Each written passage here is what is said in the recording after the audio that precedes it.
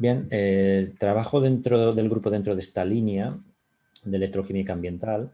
Tiene su fundamento, pues, por ejemplo, en los 17 Objetivos de Desarrollo Sostenible anunciados por la Organización de Naciones Unidas, ¿no? En su Agenda 2030, que son los que se muestran en la imagen. Si bien en realidad el grupo lleva trabajando en este tema desde hace, pues ahora mismo, unos 25 años. Es decir, ya en su momento el grupo estableció como uno de sus objetivos de desarrollo también sostenible en la obtención de agua limpia, ¿sí? Y el desarrollo de materiales y tecnologías para el tratamiento de aguas residuales, ¿sí? Haciendo especial énfasis en el tratamiento de contaminantes orgánicos, así como de microorganismos. Entonces, desarrollamos materiales, procesos, reactores, tecnología en general de tratamiento de aguas dirigida tanto a la descontaminación como a la desinfección de agua. Bien, uno de los problemas principales que existen a día de hoy es obviamente la escasez, por un lado, de agua dulce potable, ¿sí? Para mucha parte, gran parte de la, no gran parte, pero mucha población, ¿sí? En el mundo. De hecho, en estas imágenes se observa que, según los informes, ronda entre el 40 y el 50% el porcentaje de población que no tiene acceso directo y fácil a este tipo de agua para su consumo, su abastecimiento diario, ¿sí? Y un problema de este tipo pues tiene problemas asociados secundarios, como son los que marcan otros objetivos de la ONU, como por ejemplo la existencia de pobreza, la existencia de guerra, ¿de acuerdo? Todo ello deriva en parte de esta escasez o de esta contaminación de agua. Entonces nosotros desarrollamos buena parte de nuestra investigación en lo que es, como digo, el desarrollo de diferentes catalizadores, electrodos y reactores para mejorar tanto el rendimiento como la eficiencia de los procesos electroquímicos del tratamiento de contaminantes. Por otra parte, existen lo que se llaman las 3 R's de la ecología, que en la mayoría de casos hacen referencia a lo que es el tratamiento, la gestión de residuos sólidos, ¿sí? Pero que también se pueden considerar para lo que es el aspecto más bien de aguas, ¿sí? Y en este sentido, una primera R sería la reducción, es decir, para mitigar los efectos nocivos sobre el agua dulce que existe en el planeta Tierra, pues obviamente, y el impacto derivado de esta falta de agua dulce, obviamente una primera posibilidad sería la reducción del consumo de la misma, ¿sí? En esta línea, pues bueno, tanto a nivel industrial como a nivel personal, se llevan en los últimos años dirigiendo esfuerzos, pues tanto para todo lo que es el establecimiento de circuitos de agua cerrada en muchas actividades industriales, lo que ha reducido mucho el consumo en compañías, en empresas que son muy intensivas en uso de agua, y también a nivel personal, a nivel, digamos, de ciudadano, pues las diferentes administraciones han ido estableciendo diferentes tasas para gravar el uso y el abuso excesivo de agua, ¿no? Entonces, en ese sentido, existen políticas a nivel de administración, pero no es la R que nuestro grupo, digamos, a la que nuestro grupo presta atención, ¿no? Porque aquí ya entrarían más aspectos de química, de ingeniería química más pura, más industrial, ¿sí?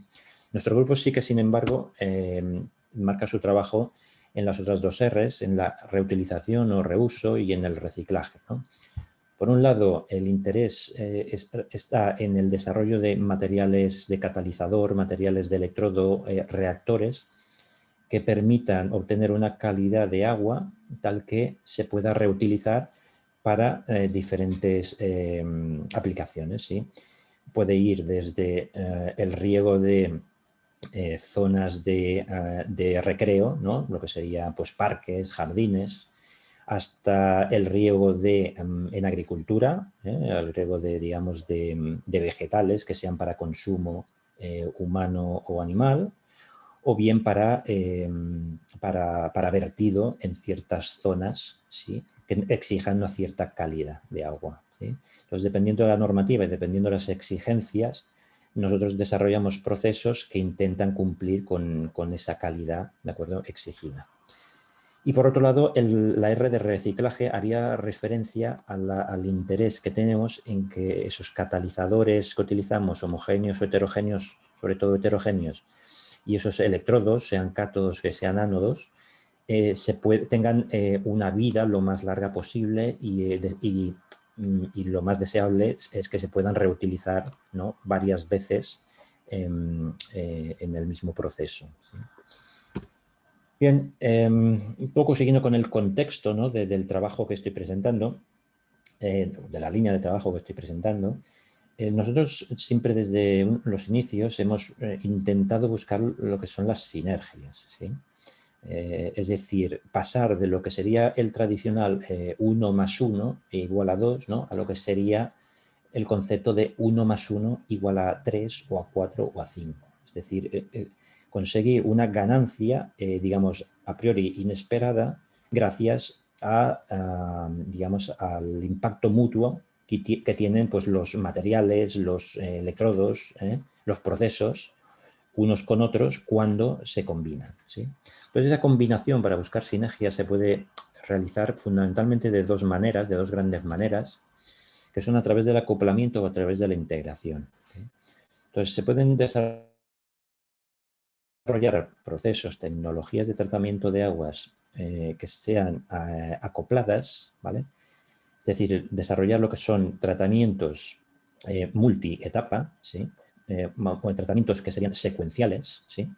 O tratamientos de una sola etapa en que se integra todo, materiales, procesos, en una única unidad, ¿sí?, de tratamiento, ¿sí? Bueno, cada una de ellas se puede considerar que tiene digamos, un nicho concreto de aplicación y unas ventajas concretas. Y específicamente lo que serían tecnologías que buscan el acoplamiento favorece mucho la penetración en el mercado, ¿sí? Porque hay que remarcar que la tecnología electroquímica para el tratamiento de aguas, digamos que históricamente ha sido considerada menos importante, ¿sí?, precisamente por el propio desconocimiento o la poca formación que ha tenido la gente dedicada a tratamiento de aguas para con la electroquímica, ¿sí? Entonces, en ese sentido, es difícil para un industrial, para una compañía, ¿sí?, para un inversor, seleccionar una tecnología, un proceso electroquímico, cuando en el mercado hay a disposición muchas tecnologías no electroquímicas que son conocidas, que son muy difundidas, que tienen, digamos, proveedores muy grandes que dominan el mercado. Es difícil en esas condiciones para una nueva tecnología como es la electroquímica introducirse en el mercado. Entonces, es muy complicado decirle digamos, a un gestor de una planta de tratamiento de aguas o a un director de una compañía que tiene que sustituir toda su tecnología actual por una nueva tecnología electroquímica que desconoce prácticamente al 100%, ¿vale? Es por ello que es más fácil de convencerle de que puede integrar esta nueva tecnología, proceso o material en algo que ya está existente en esa planta de tratamiento de aguas o en esa compañía, ¿sí? Por otro lado, las tecnologías de integración son las que más nosotros nos interesan, las que más estudiamos, y lo que hacen sobre todo es realmente mejorar el rendimiento del proceso final, ¿sí? Porque una cosa es el rendimiento que tiene un material o un proceso cuando actúa solo y otro, la ganancia que se puede obtener cuando se ve ayudado, cuando se ve simultaneado por otro proceso, por otro material, ¿sí? Entonces nosotros estamos normalmente interesados más bien en este segundo paso. A nivel de tipos, de tipología de tratamiento de aguas, pues existen de muchos tipos y en el contexto de la electroquímica existen, se puede decir, dos grandes bloques o grupos. Uno es el que aparece en la imagen en la parte superior, que es todo lo que son tecnologías de separación, electroquímicas de separación, donde la electrocoagulación es seguramente la más o una de las más importantes, ¿sí? Y son técnicas donde los contaminantes pues simplemente se separan del medio acuoso, pero para ir a parar a un medio normalmente sólido, ¿sí? Que normalmente serán pues, los coágulos que se formen en ese proceso. Entonces, esto es una tecnología que se conoce desde hace mucho tiempo, pero es que se había desarrollado en base a aspectos fenomenológicos, ¿sí? Es decir, se observaba que cuando se cambiaba el parámetro X, pues se obtenía el resultado Y, ¿sí? Lo que pasa es que no se conocía ni los mecanismos con detalle, ni se conocía, digamos, las formas en que los parámetros afectaban realmente al proceso y el porqué, sobre todo, ¿sí? Actualmente hay mucho interés en esta tecnología, ¿vale? A nivel ya de conocimiento más bien a fondo del proceso y de los mecanismos, ¿sí? Esta tecnología se puede aplicar por sí misma con un electrodo o varios electrodos solubles, ánodos solubles, o bien en muchos casos se aplica combinada, de forma acoplada o de forma integrada con otras tecnologías, pues como se indica aquí, con la absorción, con ultrasonidos, con luz ultravioleta, ¿de acuerdo? Existen muchas variantes de la electrocoagulación. Algo parecido le sucede a otro tipo de procesos que son los que aparecen en la parte inferior, que son los procesos electroquímicos de oxidación avanzada, los EAOPs en inglés, entre los cuales destacan sobre todo la oxidación electroquímica a la izquierda, EO, o electrofenton, EF y sus derivados. La electrooxidación consiste básicamente en tener ánodos de gran poder oxidante, ánodos que producen especies muy oxidantes, normalmente radicalarias, tipo radical hidroxilo, tipo radical superóxido, tipo singletes de oxígeno, ¿de acuerdo? Y este proceso pues, es muy efectivo con ciertos tipos de ánodos, como digo, y se puede además acoplar a otras tecnologías existentes como son la adsorción, como son las membranas, como son los procesos biológicos o los procesos de fotoirradiación, ¿sí? Y a la derecha el proceso electrofenton es un proceso que es muy conocido, que se está desarrollando muchísimo en los últimos años y es el proceso que más nosotros nos dedicamos, que explicaremos más detalle en esta presentación y que asimismo tiene sus derivadas, digamos, con procesos acoplados, incorporándole pues, ultrasonidos, fotoirradiación, procesos biológicos, procesos de membrana. Bueno, a nivel de procesos electroquímicos de oxidación avanzada, que eran estos últimos que he explicado, existen dos grupos claramente diferenciados.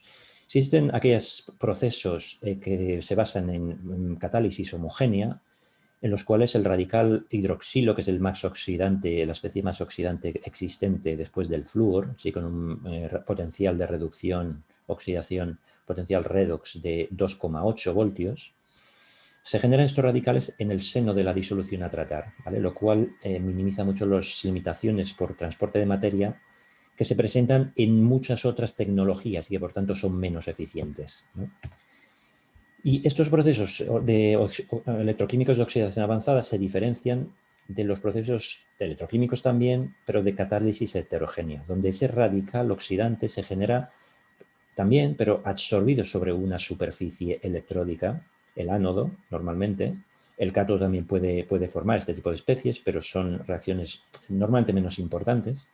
Y como ves, este proceso de catálisis heterogénea se encuentra tanto en la tecnología de electrooxidación, o sea, donde el ánodo es muy bueno para oxidar agua a oxígeno, pero dando como intermedio este radical OH punto, que queda absorbido, o es también típica esta catálisis heterogénea de los procesos de fotoelectrooxidación, fotoelectrocatálisis, donde el material electródico se irradia con una fuente de luz y al ser un semiconductor ese material se genera a través del band gap un par electrón hueco, ¿sí? Que acaba derivando en la formación por oxidación del agua del radical hidroxilo en superficie, ¿vale? Entonces son dos tipos de procesos, los de arriba y los de abajo, que se basan en el mismo fundamento, pero cuya eficacia y sobre todo eficiencia difiere mucho entre sí, precisamente por esas limitaciones de transporte de materia que aparecen en un caso y no aparecen en otro caso, ¿sí? Bien, dentro de estos procesos, los primeros, los homogéneos, pues destaca sin duda el proceso Fenton, llamado Fenton, que para quien no esté familiarizado con él, se trata de un proceso de descomposición de peróxido de hidrógeno, de agua oxigenada H2O2, con catalizadores metálicos, ¿vale? En este caso, el mejor de ellos es el hierro, el catión hierro 2, aunque otros metales también pueden originar esta descomposición del peróxido de hidrógeno. Esta reacción de Fenton, que es la reacción número 2 que aparece aquí, da como resultado radicales hidroxilo, OH punto, ¿sí? Y toda la química de Fenton se basa en esa reacción, ¿de acuerdo? Bien, en el proceso Fenton convencional, que es un proceso que se conoce desde hace 120 años y que se ha utilizado en los primeros años simplemente para oxidar moléculas, digamos, en poca extensión, simplemente para hacer conversiones químicas, para hacer derivados hidroxilados de algunas moléculas. En los últimos años se viene utilizando para el tratamiento de aguas, porque si intensificamos esa producción de radicales hidroxilo, podemos conseguir que no solo haya conversiones, es decir, hidroxilaciones parciales de la materia orgánica, de las estructuras orgánicas, sino que puede haber conversiones totales. Es decir, los anillos aromáticos iniciales, los anillos digamos, no aromáticos iniciales se pueden ir rompiendo, se pueden ir abriendo las estructuras para ir dando sucesivamente compuestos menos complejos y por tanto más biodegradables, ¿sí? Bueno, en ese proceso Fenton convencional, ¿vale?, que es la combinación de peróxido de hidrógeno con hierro 2, que se realiza a pH 3 como pH óptimo, el peróxido de hidrógeno viene añadido a la disolución, ¿sí? Es decir, el peróxido de hidrógeno se produce industrialmente por el proceso, normalmente casi todo el peróxido, más del 90% de producción mundial es a través del proceso de la antraquinona, que es un proceso que es muy intensivo en consumo de disolventes orgánicos y de energía, por eso es poco amigable, poco respetuoso con el medio ambiente. Lo que hacemos nosotros electroquímicamente desde el año 95 es realizar esto de manera electroquímica. A partir de la reducción bioelectrónica, reacción 1 del oxígeno, oxígeno puro oxígeno, o bien oxígeno contenido en el aire atmosférico, por una reacción bioelectrónica, como digo, sobre materiales, sobre superficies catódicas aptas, se puede conseguir la producción de peróxido de hidrógeno. Y es una producción que se consigue in situ y que se consigue, digamos, simplemente modulando los parámetros de electrólisis. Es decir, que se consigue generar cuando se produce, cuando se necesita, ¿vale? Lo que en inglés se llama on demand. Cuando se necesita, se produce. Cuando no se necesita, no hace falta ni producirlo, ni almacenarlo, ni transportarlo, ni manipularlo, con lo cual se minimizan mucho los riesgos y los costes. Esa es la gran ventaja del proceso electrofenton, Fenton electroquímico. Si además somos capaces de irradiar nuestro sistema, nuestro efluente contaminado, se dan simultáneamente otras reacciones que son la 3 y la 4. La reacción de fotofenton 3 consiste en la fotorreducción de complejos de hierro 3 hidratado, lo cual regenera el hierro 2, que es el catalizador de la reacción de Fenton, y genera más radicales hidroxilo. Y si además ese hierro 3 se compleja con intermedios de reacción de los contaminantes iniciales, ¿vale?, intermedios tipo carboxilatos, pues esa fotoirradiación consigue la regeneración todavía más intensa del hierro 2 y la mineralización, es decir, la conversión de la materia orgánica en CO2, es decir, eliminamos toda la contaminación del efluente. Se ven las figuras, por tanto, cuál es la ventaja tan grande de utilizar un proceso electrofenton en verde comparado con el proceso de electrooxidación en rojo, y todavía más si fotoirradiamos, cuál es la ventaja del fotoelectrofenton. Bien, aquí simplemente insistir en esta reacción de Fenton, donde tenemos hierro y peróxido de hidrógeno que dan radicales hidroxilo, y la desventaja principal del Fenton no electroquímico, que es, por un lado, el uso de peróxido de hidrógeno industrial y, por otro, la formación masiva de lodos de hierro precipitado. Esto se minimiza en el proceso electrofenton y fotoelectrofenton, es decir, en los procesos electroquímicos, gracias a la fotoregeneración continua del hierro 2 por reducción catódica del hierro 3, ¿sí? Por lo tanto, el proceso electroquímico ofrece muchas ventajas respecto a los no electroquímicos.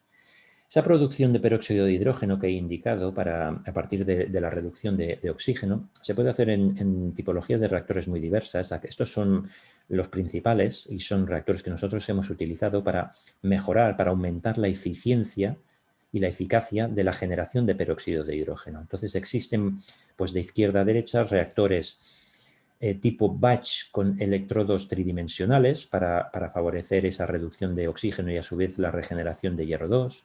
Existen, en segunda imagen, cilindros rotatorios que promueven un gran transporte de masa porque aumentan mucho el número de Reynolds. Existen reactores tipo jet aerator, aireadores que se basan en el efecto Venturi, es decir, fluir un líquido de manera muy veloz para aspirar el oxígeno atmosférico, el aire, ¿vale? Introducirlo, sobresaturar la disolución y tener una mayor generación de peróxido de hidrógeno. O a la derecha del todo existen también sistemas presurizados para aumentar la solubilidad del oxígeno. Todo esto esos sistemas superiores se basan en la disolución de oxígeno en el líquido. Existen otros sistemas que son los que nosotros utilizamos más, que son los inferiores, que se basan en utilizar reactores con cámaras de aire, ¿vale? Los cuales aseguran la saturación de oxígeno en el cátodo, de manera que la eficiencia de generación de peróxido de hidrógeno suele ser mucho mayor. Bien, históricamente nosotros somos pioneros en lo que fue la integración de los procesos de electrooxidación, es decir, del trabajo, del tratamiento con radicales absorbidos en la superficie anódica, que limita mucho la eficiencia del proceso. Lo integramos con los procesos Fenton, de manera que pasamos a una combinación de radicales heterogéneos y radicales homogéneos, lo cual aumenta muchísimo la eficiencia del tratamiento, ¿sí? Este fue en 2004 el primer trabajo que se publicó en el mundo sobre este tipo de combinación, y a partir de este trabajo se ha desarrollado todo un proceso, una tipología de procesos de tratamiento basados en ánodos muy electrocatalíticos para la oxidación del agua y procesos Fenton muy mejorados para la producción de radicales en el seno de la disolución. Aquí está, de hecho, la gran ventaja que ofreció esta integración de ambos procesos, ¿sí? Un electrofenton tradicional con un electrodo de bajo poder oxidante, es la curva de triángulos, digamos, blancos, no rellenos. Un electrofenton tradicional ofrece mineralización, es decir, descensos del carbono orgánico total, descontaminaciones del efluente del orden del 80%, pero nunca superiores al 90%. Siempre hay un remanente de contaminantes que no puede ser destruido. Al integrar en el proceso ánodos de gran poder oxidante, por ejemplo, el diamante dopado con boro, BDD, que se indica aquí, se consigue en un proceso electrofenton, que nunca había podido mineralizar completamente los contaminantes, se consigue la mineralización total, es decir, la descontaminación total del efluente, ¿sí? Esto fue un gran paso hacia adelante. Y esto se explica por estos esquemas que se observan aquí. Esa mineralización, esa degradación de los contaminantes iniciales, normalmente aromáticos, acaba dando productos de reacción que son de cadena corta, ácidos de cadena corta, como el ácido oxálico, que se muestra aquí, cuyos complejos con hierro en los procesos de Fenton son muy refractarios, son muy resistentes a la oxidación por radical hidroxilo en el seno de la disolución. Entonces necesita de superficies electrocatalíticas, como el diamante dopado con boro, para poder destruir ese tipo de compuestos finales, ¿eh? Y es por eso que la combinación de la luz con ánodos muy oxidantes en el proceso fotoelectrofenton con BDD, que es la curva roja de rombos rellenos, ofrecen 240 minutos la descontaminación más rápida de entre todos los procesos estudiados. Bueno, en los procesos Fenton pues existen varias cosas a tener en cuenta. Si los contaminantes son capaces de complejarse con el propio hierro, con el propio catalizador, las cinéticas de reacción que se obtienen pasan de ser de pseudo primer orden a ser complejas, con más de una región cinética, como se muestra en esta figura, con más de una constante de reacción. Si estamos, digamos, tenemos una limitación en cuanto al cátodo para producir peróxido de hidrógeno, porque estos cátodos para producir peróxido de hidrógeno necesitan una manipulación delicada y nosotros no queremos ser tan delicados en el tratamiento, existe una alternativa que es hacer lo que se llama el proceso Fenton-like, es decir, sustituir el peróxido de hidrógeno por ácido hipocloroso, HClO, el cual puede también reaccionar con hierro 2 para dar radicales hidroxilo, ¿vale? Es decir, el ácido hipocloroso es un sucedáneo del peróxido de hidrógeno que puede dar reacciones similares a las que da el Fenton tradicional. Y lo bueno es que los procesos electroquímicos con ciertos materiales anódicos son capaces de generar cloro, o sea, es decir, a pH 3 ácido hipocloroso in situ, ¿de acuerdo? Y este ácido hipocloroso es el que puede acabar dando los radicales hidroxilo. En nuestro trabajo incorporamos, además del estudio y desarrollo de catalizadores, de electrodos, de reactores, incorporamos todo lo que es el estudio analítico de los caminos de reacción. Es decir, qué intermedios de reacción se forman cuando la molécula inicial, en este caso, la molécula que se presenta es un antibiótico, ¿vale? La sulfacloropiridacina. ¿Qué intermedios se forman? ¿Qué caminos de reacción existen para llegar a esos intermedios finales que se muestran abajo a la derecha, esos ácidos carboxílicos que acaban dando el dióxido de carbono? Pues bueno, nos interesa estudiar esos caminos de reacción para saber cuál es la toxicidad asociada de estos propios intermedios y para saber si hay un momento determinado en que no sea necesario extender el proceso electroquímico durante un tiempo tan largo, sino que se puede parar antes y acoplarlo a un proceso menos intenso en energía, como un proceso biológico, por ejemplo. Tenemos caminos de todo tipo, intermedios de todo tipo, clorados, no clorados. Hay que vigilar mucho la forma de acción de los intermedios orgánico-clorados porque suelen ser tóxicos. Bien, dentro de todos los procesos basados en Fenton, electroquímicos, el proceso que más hemos desarrollado y que fuimos, digamos, innovadores en este sentido es el proceso fotoelectrofenton solar. Se desarrolló en nuestro laboratorio en el año 2007. Empezamos, como se muestra aquí a la izquierda, empezamos con sistemas, digamos, en pequeño, en 100, 150 mililitros, que aparecerá en la siguiente diapositiva, y pasamos a plantas prepiloto de 2,5 litros. A la izquierda estos estudios que se muestran, y de estas plantas prepiloto de 2,5 litros pasamos a la derecha a plantas de 10 litros, a plantas de 40 litros, en colaboración con la Plataforma Solar de Almería, que está en el sur de España, que es el mayor centro de Europa para testar energía solar. Pasamos a plantas de 120 litros, con varias celdas electroquímicas y con un reactor solar CPC, un cilindro parabólico.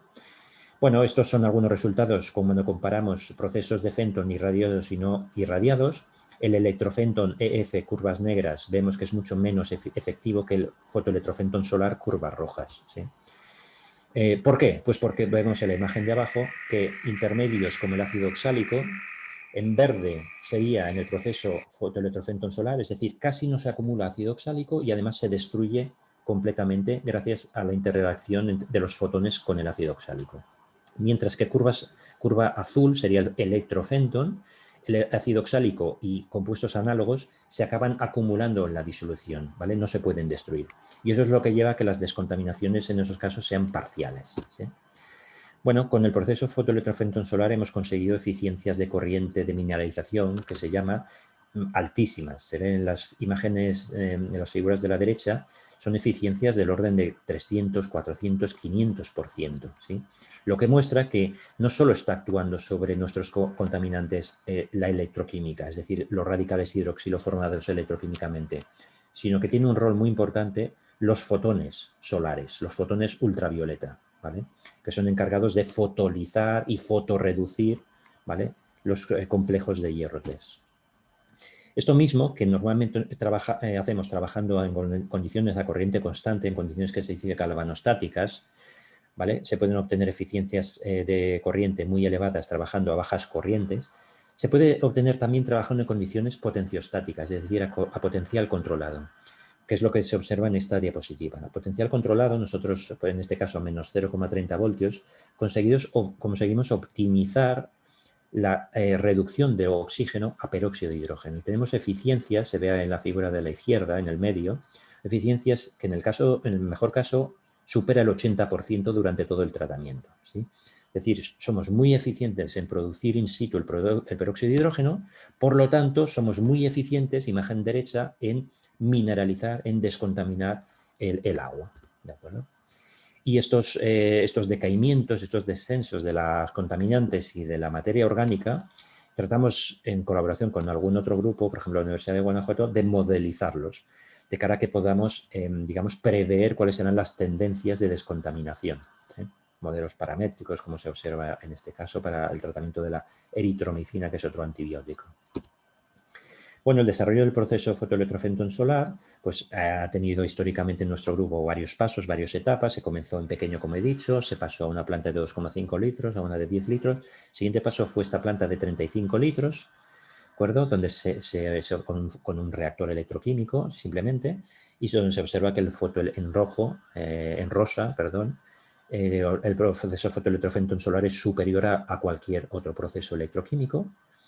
Y de aquí pasamos digamos, a la planta más grande existente a día de hoy para el proceso fotoelectrofotón solar, que es esta planta de 100-120 litros con varios reactores electroquímicos, en los que se ha optimizado. En estos gráficos de la derecha se observa la generación de peróxido de hidrógeno, ¿vale? Se han conseguido, digamos, trabajando con diferentes densidades de corriente, diferentes pHs, diferentes caudales de aire, diferentes caudales de líquido y diferentes concentraciones del electrolito soporte, se ha optimizado la generación de peróxido de hidrógeno obteniendo eficiencias de corriente que superan en algún caso el 50%, ¿vale?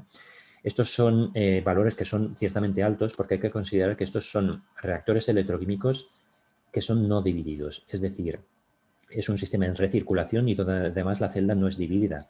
No son reactores electroquímicos concebidos para generar, para producir peróxido de hidrógeno, sino para acumular un peróxido de hidrógeno que se use in situ en el momento. Por tanto, nosotros tenemos celdas donde parte del peróxido se está descomponiendo en el ánodo, ¿de acuerdo? Si nosotros quisiéramos generar grandes cantidades de peróxido de hidrógeno, lo que tendríamos que hacer es, por un lado, es dividir el reactor y evitar la descomposición anódica, ¿sí? Pero no es el objetivo de nuestro trabajo. Bueno, pues con esta planta ya de grandes dimensiones, a un pH de 3 y una densidad de corriente de 73,6 mA/cm², conseguidos una velocidad de generación de peróxido de hidrógeno bastante importante, con eficiencias de corriente del entorno al 90% en los primeros minutos de reacción, que es cuando realmente estamos evaluando la capacidad de generación de nuestro sistema. Y con esto aplicamos a la degradación, en estos gráficos se ve la degradación de dos pesticidas, ¿vale? Y se ve de nuevo la gran diferencia entre un proceso de fotoelectrofotón solar en rojo, como es mucho más eficiente y efectivo que un proceso de electrooxidación. Bien, ¿cuál es la limitación principal que presenta? He hablado mucho de las ventajas que tiene el proceso Fenton y el Fenton electroquímico, ¿no? ¿Cuál es una de las limitaciones, la principal que presenta este tipo de proceso para tratar aguas? La limitación principal es el pH, ¿vale? El pH óptimo para llevar a cabo la reacción de Fenton es un pH ácido, en torno a 3 normalmente, que son las condiciones en que el hierro está completamente solubilizado y por tanto se puede descomponer el peróxido de hidrógeno a gran velocidad. Y esto nos lleva a descensos del carbono orgánico total, como se muestra en la imagen, totales, del 100%. Pero a medida que va aumentando el pH a 4 o a 6, esa efectividad se pierde y de hecho a pH 6 tenemos un 60, 70, 60 normalmente por ciento de descontaminación. ¿Por qué? Porque parte del catalizador ha precipitado. Nos hemos quedado sin catalizador y por tanto perdemos eficiencia de proceso, ¿sí? ¿Qué se puede hacer? ¿Qué hacemos nosotros en nuestro laboratorio para evitar este problema, para minimizar este problema? Hacemos dos cosas. Una cosa de ellas es trabajar con catálisis homogénea utilizando quelantes, ¿vale? Compuestos quelantes del hierro 3. El hierro 3 se puede quelar, se puede complejar con diferentes compuestos orgánicos normalmente. Algunos tradicionales son el ácido cítrico, el ácido oxálico, pero presenta ventajas el uso de este otro compuesto que se llama EDDS, es un análogo al EDTA, pero en este caso es un disuccínico, es un derivado del ácido succínico, ¿vale? Presenta un disuccinato. Pues este disuccinato se compleja con el hierro 3 y lo mantiene soluble a pHs neutros o incluso alcalinos, ¿vale? De manera que conseguimos tener un Fenton electroquímico homogéneo, pero a pH del agua natural, a pH neutro o a pH ligeramente alcalino. Este hierro, en este caso ya complejado con el EDS, es capaz también de hacer una reacción de Fenton-like, que se llama en este caso, para dar radicales, como vemos aquí en la reacción, radicales hidroxilo. ¿Qué sucede? Que con el tiempo, esto es un compuesto, este quelante, este complejante es un compuesto orgánico. Y, claro, acaba también reaccionando con esos radicales que se forman. De manera que se va degradando con el tiempo. Se ve en la figura en rojo como el complejo hierro EDS va disminuyendo en el tiempo. ¿Por qué? Porque el EDS se va descomponiendo, se va degradando, bueno, y al final acaba precipitando también el hierro en cierta manera. Bueno, esto no es un problema si nosotros conseguimos en el tiempo de vida del hierro complejado eliminar los contaminantes, ¿vale? Y esto se ve en la figura superior izquierda, donde este nuevo electrofenton con hierro complejado en apenas 45 minutos es capaz de eliminar completamente este contaminante, el hidroxianisol butilado, ¿vale? Que es un conservante industrial, ¿sí? Lo que se llama un preservative productos plásticos. Pues a pH 6, esta reacción con este complejo de hierro es capaz de dar la eliminación total, ¿vale? Cosa que no consigue en curvas verde, curva azul, el electrofentón convencional. Debido a la precipitación del hierro, suele ser inefectivo el proceso Fenton a ese pH, ¿vale? Vemos también en la imagen que cátodos de carbon field, de fieltro de carbono, son mucho más efectivos para realizar el electrofentón con este catalizador, mucho más efectivos que un GDE, lo que se llama un electrodo de difusión de gas. ¿Por qué? Porque lo vemos en la voltamperometría, en la imagen central inferior. El cátodo de fieltro de carbón, el carbon field, es capaz de favorecer la regeneración, la reducción in situ del hierro 3 a hierro 2 en fase sólida, ¿vale? Es decir, que el hierro precipitado sobre el cátodo, en ese cátodo de gran área, es capaz de irse reduciendo continuamente a hierro 2 y por eso es tan efectivo el proceso con esos cátodos. Mientras que un cátodo de difusión de oxígeno no permite una regeneración eficiente del hierro 2, ¿sí? En el espectro XPS de la derecha inferior se ve que en el cátodo existen realmente especies de hierro 2 y hierro 3 debido a esa ciclación continua de las especies de hierro 3 y hierro 2, ¿vale? Y aquí tendríamos el esquema de este proceso. Tenemos la parte homogénea, donde el hierro 3 complejado con el EDDS es capaz de hacer un Fenton convencional, digamos, pero con hierro solubilizado, a pH 6-7. Y tenemos también la contribución de la parte heterogénea debido a esa precipitación del hierro con el tiempo.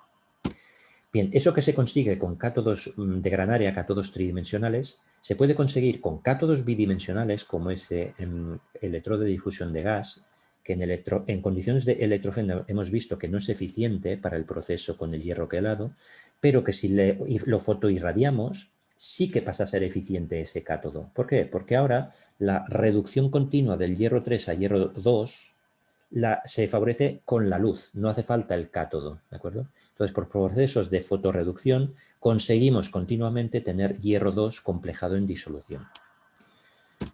Bueno, una alternativa al uso de hierro quelado es el uso de catálisis heterogénea y por tanto de catalizadores heterogéneos, es decir, tener partículas en disolución. Ya no tenemos hierro disuelto. Ahora lo que tenemos es o hierro en forma de mineral de hierro o de, digamos, de estructuras que contienen hierro, y aquí tenemos una tabla a la derecha de diferentes formas de hierro heterogéneo. Tenemos desde minerales de hierro, óxidos de hierro normalmente, goethita, ferrita, hematita, a todo lo que son estructuras de hierro con ese hierro anclado, que podrían ser zeolitas, podrían ser tipos hidrogeles, podrían ser alúminas cargadas con hierro, o pueden ser también residuos industriales, ¿vale? Cenizas, por ejemplo, que sean ricas en hierro, o por último pueden ser suelos ricos en hierro, como la vermiculita, como la sepiolita, etcétera, etcétera. Todas estas estructuras se pueden utilizar, añadirlas al efluente contaminado y dejar que hagan un Fenton heterogéneo. Y esto es efectivo, o sea, nosotros hemos estudiado en estas gráficas, lo vemos, el uso de la vermiculita, el uso de la pirita, ¿de acuerdo? Que son estructuras que contienen hierro de forma natural, y los procesos heterogéneos de Fenton, electrofenton, fotoelectrofenton solar, vemos que son muy efectivos para eliminar el color en las gráficas de la izquierda, o eliminar un antibiótico como el tianfenicol en el caso de la pirita, ¿de acuerdo? Conseguimos la eliminación total y conseguimos descontaminaciones, es decir, eliminaciones de carbono orgánico total muy importantes. Con el proceso modificado, Modified Photoelectrofenton, se consigue el mejor tratamiento de todos. ¿Por qué? Porque a este pH, ¿vale? En Fenton convencional no es efectivo porque el hierro precipita, pero con catalizador heterogéneo conseguimos una reacción heterogénea y además una cierta lixiviación, digamos, modulada en el tiempo. Bien, la pirita es uno de estos minerales, como digo, que se pueden utilizar y es muy interesante utilizar pirita natural. Vemos aquí que la pirita tiene una ventaja muy grande sobre otro tipo de minerales, que es que de forma natural acidifica el medio, es decir, baja el pH del medio, porque se producen protones, ¿vale? Y esto es muy bueno porque de forma natural estamos consiguiendo el pH óptimo para la reacción de Fenton, sin tener que ajustar el pH nosotros. El problema que presenta, por un lado, es que lixivia demasiado hierro, es decir, genera demasiado fango, Y además, como cualquier otra estructura natural de hierro, ¿vale? Pues si nosotros excavamos una montaña o un terreno para conseguir este catalizador, normalmente este catalizador va a ser impuro, va a estar sucio, va a haber que aplicar procedimientos de limpieza. No va a ser fácil tener, digamos, que los lotes diferentes de terrenos te den la misma composición, ¿vale? Entonces, estas son desventajas que presentan, importantes, que presentan el uso de minerales de hierro. Entonces, para solventar estas limitaciones, lo que hemos hecho nosotros en los últimos tiempos es dedicarnos a preparar catalizadores heterogéneos, pero sintéticos. En concreto, a partir de MOF, de Metal Organic Frameworks, ¿de acuerdo? Entonces, hemos preparado diferentes estructuras muy interesantes. La primera de ellas es una pirita sintética, una pirita que, como se prepara en condiciones hidrotermales y se le aplica una pirólisis posterior acompañada de una sulfuración en presencia de azufre, el retículo tridimensional del MOF acaba pirolizado y lo que obtenemos al final es un carbón muy poroso, porque deriva del MOF, que contiene estas partículas de pirita sintética. ¿De Y como vemos en la imagen superior, estos son estructuras que son de carbon shell, nanométricas, de unos 20-30 nanómetros, con una envoltura de carbón y un corazón de pirita. Y en la imagen de la derecha vemos cómo es mucho más efectivo este catalizador respecto a la pirita mineral. ¿De acuerdo? Bien, eso es un primer tipo de catalizador que hemos preparado. Esto sería el mecanismo de acción de este catalizador para tratar un antibiótico como la fluoxetina, ¿vale? En agua de depuradora a pH 6. Otro tipo de catalizador derivado de MOF que hemos preparado son catalizadores magnéticos, ¿vale? Esto es interesante porque siendo nanomateriales, interesa que para separarlos al final del procedimiento no tengamos que recurrir a costosas centrífugas o lentos procesos de filtración, que además son complicados con materiales nanométricos, sino con separadores magnéticos podríamos retirar el catalizador al final del proceso. Bien, este catalizador se ha preparado, pues como vemos, por una ruta también hidrotermal a 110 grados durante 24 horas y con una pirólisis posterior. Esta pirólisis posterior es muy importante. Se podría utilizar sin pirolizar el MOF. Lo que pasa es que la estabilidad, digamos, ya no es tan alta y sobre todo no conseguiríamos lo que conseguimos pirolizando, que es transformar los núcleos de hierro del MOF en estructuras magnéticas de hierro cerovalente y de magnetita. Es decir, tenemos al final un carbón, porque hemos piralizado un carbón dopado con nitrógeno, lo cual es muy interesante a nivel catalítico, rodeando un corazón magnético de hierro cerovalente y magnetita. Las propiedades magnéticas de este corazón las vemos en el gráfico inferior a la izquierda, donde se muestra que la magnetización de saturación de estos catalizadores es muy parecida, ¿vale?, a la que tiene unas partículas de hierro cerovalente o unas partículas de magnetita libres de carbón. Lo que pasa es que sí que un poco inferiores debido al efecto pantalla que presenta la coraza. Bien, estos catalizadores han sido muy efectivos también para degradar mezclas de fármacos en agua, en matrices de agua real, de agua de depuradora, a pH 7. Vemos en el gráfico superior, ¿vale?, en este caso a pH 5,5, como ese catalizador es muy superior a cualquier otro catalizador que podamos usar en estas mismas condiciones. Y esto sería, de nuevo, el mecanismo de acción y cuáles son las ventajas que ofrece el tener el hierro cerovalente, el carbono dopado con nitrógeno. Por último, os presento un catalizador que hemos presentado también derivado de MOF, pero en este caso, así como los anteriores eran MOF tridimensionales, este es un MOF bidimensional.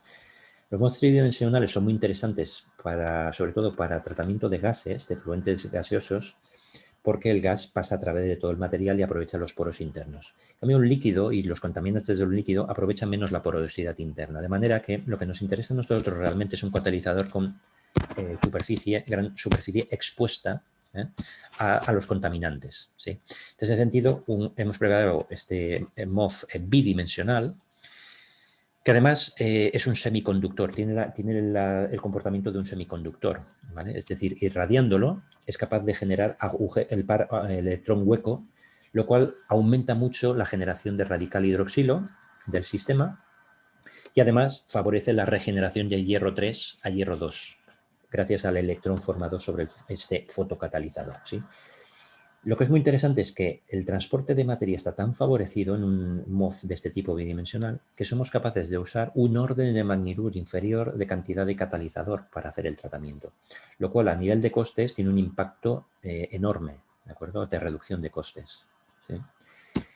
Bien, y aquí sería la estructura de este semiconductor, de esta partícula semiconductora de MOF bidimensional con las estructuras de bandas. Y como es un catalizador que es activo a la luz ultravioleta y a la luz visible, ¿de acuerdo?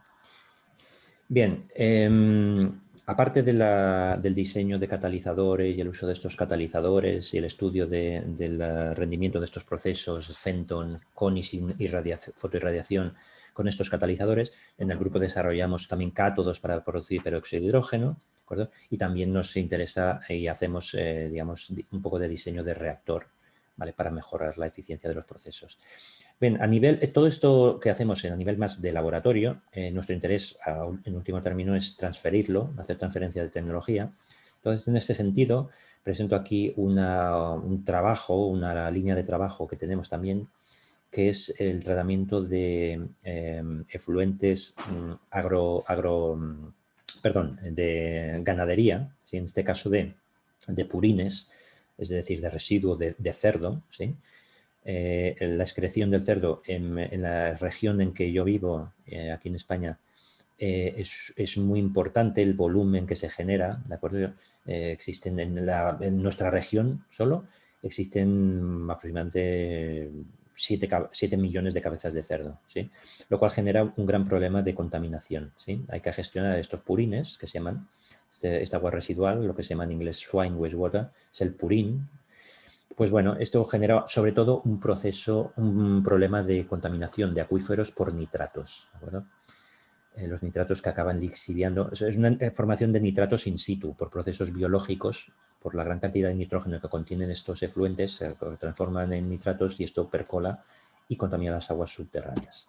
Bueno, nosotros en los últimos 10 años hemos diseñado una tecnología que es muy eficiente para tratar este tipo de agua, y que se basa en un proceso multietapa donde a partir de una separación avanzada de sólidos se consigue lo que se llama un residuo bio-NPK, o sea, bio-nitrógeno fósforo potasio, es decir, un fertilizante biológico que es capaz de lixiviar en suelo, una vez distribuido en el suelo, es capaz de dejar el nitrógeno fósforo potasio de manera lenta. Es lo que se llama un fertilizante de vía lenta, lo cual es muy interesante para el suelo. Bien, aparte de conseguir este residuo inicial, conseguimos un agua final a partir de varios tratamientos, incluyendo un tratamiento electroquímico, un agua que sirve para riego, ¿de acuerdo? Bien, este sistema lo hemos patentado, aquí está la patente concedida. Y estas son algunas imágenes de la planta ya real, la planta de demostración de que es capaz de tratar pues, de 5 a 8 metros cúbicos por día, es decir, para varias cabezas de cerdo, ¿vale? Y tenemos aquí en las imágenes de la derecha, pues eso, cómo va cambiando el aspecto del purín inicial, que tiene un aspecto negro y muy viscoso, a un agua que es ciertamente clara al final. Los parámetros de proceso, pues una gran bajada en todos los parámetros. Bien. Y por último, quería, bueno, para quien le interese la temática expuesta, pues más información en una serie de revisiones que hemos hecho en estos últimos años y en algún libro también que os muestra aquí en la imagen. Agradecer a los proyectos nacionales, sobre todo, que nos financian estos trabajos en los últimos años, ¿de acuerdo? Y, por supuesto, agradecer a todo el público y al profesor Adolfo La Rosa y a la organización por invitarme. Muchas gracias. Bien, doctor Cires, gracias. Voy a proceder con las preguntas que ha elaborado el público. Sí. Una pregunta es de Daniel Ríos Robles. Dice si se ha incorporado este proceso Fenton en algunas plantas de tratamiento y Sí. cuáles serían los costos de hacerlo. Sí, no tengo aquí los costes, pero sí que, no me lo he saltado, pero tenía aquí alguna imagen. Nosotros, y yo en particular, en la parte esta de transferencia de tecnología, colaboramos y colaboro con la empresa Suez, ¿no? Que es uno de los gigantes mundiales de lo que es el tratamiento de residuos y sobre todo el tratamiento de aguas, ¿no? Que es francesa y que ahora está en disputas con otra francesa que es Veolia. Son los dos gigantes que existen a nivel mundial para implementación de tecnología para el tratamiento de aguas. Pues bueno, aquí en España y en Barcelona en particular hay un centro tecnológico, un centro tecnológico del agua, que se llama, que pertenece a este grupo, y que, digamos, que asesoran y colaboran con empresas para establecer tecnologías para tratamiento de sus efluentes. En su portafolio de este centro tecnológico existe las tecnologías electroquímicas y entre ellas se encuentra, por un lado, la electrocoagulación, ¿de acuerdo? Que hay empresas que la llevan implementando en los últimos años, y derivados de la electrocoagulación que son similares, análogos, no exactamente iguales, pero análogos al proceso Fenton. Son procesos que se llaman de EPC, que me indicó aquí en las imágenes, que son procesos llamados de electroperoxicoagulación, que es un proceso que nosotros hace 15 años ya habíamos, digamos, desarrollado inicialmente y que lo llamábamos peroxicoagulación. Es decir, es hacer una coagulación, una electrocoagulación in situ con un Fenton, ¿de acuerdo? Es decir, producir peróxido y producir coagulante in situ para tener coagulación y oxidación simultáneas. Pues este tipo de proceso sí se está implementando, se ha implementado en algunas industrias en Europa, ¿de acuerdo? Y estas son unas plantas de automoción, por ejemplo, y de fertilizantes que implementan esta tecnología, pero no tengo los datos aquí, digamos, económicos, ¿de acuerdo? Sí, esa sería la respuesta. Gracias. Hay otra pregunta, doctor. Dice, en muestras reales de agua, ¿cuál es el efecto de los MOF y es posible su total recuperación? Sí, el efecto, no sé si se refiere a un efecto que pueda ser negativo o no. Efecto negativo en principio no, más allá del que pueda tener cualquier nanomaterial, si es nano el MOF, que no se recupere adecuadamente. Entonces, si no se ha implementado un procedimiento de filtración o centrifugación correcto, pues sí, el nanomaterial, el MOF nano, puede acabar siendo un problema al final, ¿sí? Es por eso que los MOF magnéticos dentro de estos nanomateriales son los que más nos interesan para facilitar esa separación, ¿sí? Y yendo más allá, de hecho, yo soy más tendente a los MOF o cualquier otra estructura catalítica heterogénea no nano, es decir, más bien micro, que facilite la separación, pero no quita que se puedan utilizar materiales nanométricos. Muy bien. Una pregunta que dice, ¿cuán eficiente es el proceso Fenton con la electrocoagulación o procesos similares? Sí, bueno, es ciertamente efectivo. En publicaciones que nosotros tenemos de esas combinaciones de coagulación con Fenton, lo que llamábamos peroxicoagulación, la eliminación de carbono orgánico total es superior al 90%, ¿sí? Digamos que el problema, si lo queremos ver como problema, es que tú lo que tienes ahí es una separación más oxidación, pero sobre todo una separación. Es decir, tendrás un lodo que está contaminado y que hay que gestionar. Si no hay problema en incinerar o no hay problema en enterrar, es un proceso adecuado y de hecho se hace coagulación en la industria y en las plantas depuradoras, se coagula y se genera un lodo que luego se gestiona. Por tanto, es una combinación que se puede pensar para ciertos entornos o ciertas áreas, ¿de acuerdo? Porque la coagulación es muy efectiva para tener grandes descontaminaciones en poco tiempo, ¿sí? Entonces, para tratar mucha materia orgánica en poco tiempo es de los procesos más efectivos y es digamos, es el que hay que utilizar, sí, porque utilizar un proceso oxidativo potente con una gran cantidad de contaminante es muy osado, ¿no? Porque los procesos se puede descontrolar muy fácilmente. Son procesos muy exotérmicos que es difícil de controlar. Por tanto, una separación, por ejemplo, una coagulación, es interesante implementar. Sí. Una pregunta sobre el electrodo. Dice, aparte del electrodo de DDB, ¿qué otro electrodo se puede usar? Sí, nosotros en los procesos electrofenton iniciales y en muchos que utilizamos actualmente, somos más proclives a utilizar ánodos más baratos, porque el diamante sintético es caro, ¿de acuerdo? Y además, según cuál sea el soporte, puede ser frágil también. Entonces somos más proclives a utilizar lo que se llaman los ánodos dimensionalmente estables, que son óxidos mixtos o óxidos puros, sobre todo de iridio, de rutenio, en poca cantidad, en cantidad catalítica, porque esos compuestos también son caros, ¿no? Pero que son mucho más baratos y se producen industrialmente a gran escala y que son ánodos que se utilizan desde hace muchísimos años, décadas, en la industria, sobre todo cloroálcali, en la producción de cloro y sosa, ¿sí? Son el tipo de ánodos que se han utilizado ahí siempre. Entonces, esos ánodos se pueden implementar en el proceso electrofenton sin ningún problema y si derivas en un proceso fotoelectrofenton solar, lo que te ahorras en coste de ánodo y lo ganas y pierdes en reemplazo de ánodo, ¿vale? Por uno menos efectivo, lo ganas en uso de energía solar gratis con coste de ánodo inferior, ¿sí? Otros ánodos, pues se podría utilizar fotoánodos, hacer combinaciones de fotoelectrocatálisis y fotoelectrofenton, ¿de acuerdo? Es otra alternativa que hemos explorado también, por ejemplo, con una compañera vuestra peruana, ¿no? Con Caterina Chandagan aquí y con su jefe Hugo Alarcón. En los últimos años llevamos trabajando en sistemas de fotoelectrocatálisis, ¿de acuerdo? Con la posibilidad de acoplarlos también a procesos electrofenton, fotoelectrofenton. Sí. Bien. Acá hay una última pregunta. El ácido hipocloroso que se genera en un cuerpo de agua tratado, si hablamos de escala de laboratorio, ¿en cuánto tiempo lograría desaparecer naturalmente?